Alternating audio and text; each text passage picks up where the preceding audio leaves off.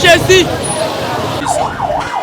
Côté là, maintenant, si 2024 ici là, il a évolué. Il n'y a plus sur la force spéciale. Il y a eu mobimba. Les amis sang appelé Richard. Il y a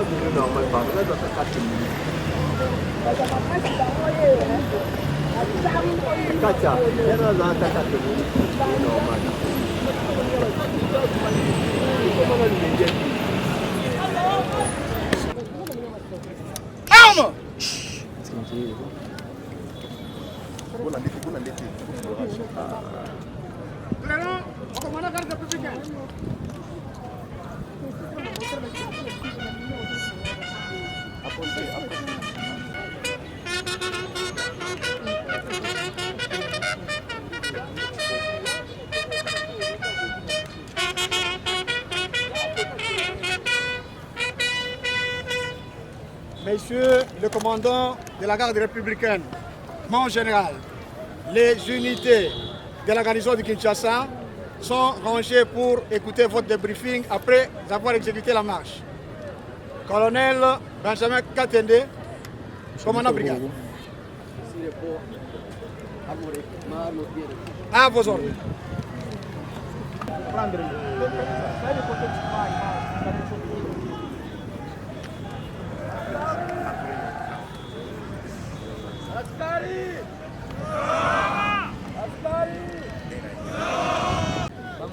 Dispositif Ezali Moulaï. Alors je vais me forcer pour la kozala. Mukuse. Kasi pona yango. Na liboso. Na ko féliciter bino. Parce que Bouti kolakisa. Que bozali mibali. Que bozali bilombe. Que bozali mapinga ya solo. Exercice to salaki. Gana ebakite que toko koma bisonyo sonenge to bimaki na fikin. Kasi pona yango. Veuillez recevoir mes sincères félicitations. Yami Balé, Nazali Koye Bisabino déjà, qui est organisé désormais. Par grosse matinale, Nenge Zalaka na tango ya kala, pour garder endurance physique. Il y a soda na soda et si Kazali na unité na ye. Et puis la spécialité naye. Ya misatu ndenge to bandi, ndenge to sukisi, to sali yango na discipline. La discipline parce que moi-même je l'ai vu. J'ai été avec vous du début à la fin. Discipline wanande. Et loko ya liboso et salaka, différence entre civil na soda, parce que soda atambulaka na mibeko, soda atambulaka na consigne, soda aisalaka oyo hiérarchie na ye lobby. Je suis un commandant heureux parce que vous observez par consigne on appelle ça qui ainsi qu'à Touti. Ponayango, chers amis, je vais vous rappeler une chose. Oyo ezali presque devoir na biso. Biso tozali basoda. Boyeba que de même manière pour exercer activité à l'élo, de même manière bozali babengami pour défendre l'intégrité territoriale ya mboka na biso. Boyeba ke à tout moment bakoki kobenga bino eza kutu te bakoki mais bakobenga bino pour répondre na appel ya commandant suprême parce que souci na ye ya tout le temps ezali ya kosilisa bitumba oyo ezali na este lelo oyo bolakisi en face du monde que vous êtes là, vous êtes costaud, vous êtes bien formés et vous êtes disciplinés. Voilà les critères pour un bon combattant.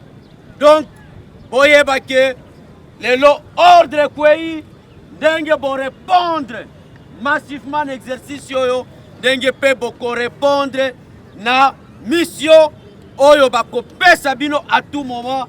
Esika boko kende. Est-ce que toyokani?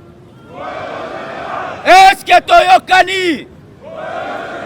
Nazali kozongela pe kobeta sete na eloko wana. Toza mibali boka oyo kozala défendi te na mutu ya libanda. Boka oyo kozala défendi na biso oyo. Boka oyo ezali mabele bakoko batikela biso. Denge botelemi wana mutu na mutu ayeba ke mission na biso ya ko sécuriser chef de l'État ezali na unité ezali spécialisé pona yango. Kasi pona ko appuyer baninga na biso FARDC na mission na bango noble ya ko défendre l'intégrité territoriale. Soyez prêts mes chers amis, et pour le moment je peux le dire et rassurer tout le monde que vous êtes là.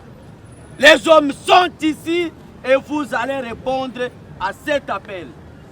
Yamisatu Yamine plutôt, Yasuka. Soda apanda kana mibeko asuki sakana mibeko. Ndenge tokomi awa. Service ya logistique eza sima na bino. Bazali kopesa bino molia na bino chaque mutu.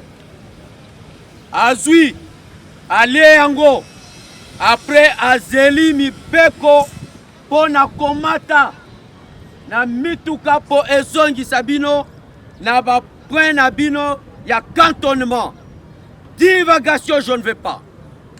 Même si ozana famille ya na Kanchachi, ozana muninga na yo na Kanchachi, soki oyaki pona activité oyo, tu dois d'abord rentrer na cantonnement na yo après okozongaka koya kotala bandeko na yo, okozonga kotala baninga na yo.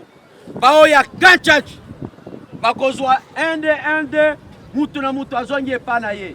Je refuse toutes sortes de divagations. Et chaque commandant oya kotika basoda basali divagation na camp, qu'il sache que discipline na règlement militaire kozala sima na ye. Kasi pona yango na clôturer activité à l'élo. Mais mes chers amis, vous êtes à féliciter et restez vigilants parce que à tout moment on va faire recours à vous et nous promettons à la population tout entière en Mboka na biso que la garde républicaine est prête pour assurer ces 3 missions oyo ezali constitutionnelles. La première ezali appuyer baninga na biso FARDC eska bazali. La deuxième ezali appuyer nos amis de la police. Et la troisième qui est notre mission spécifique ezali ya kokengela mokonzi ya mboka. Tokosala yango et c'est là jusqu'au sacrifice suprême. Je vous remercie.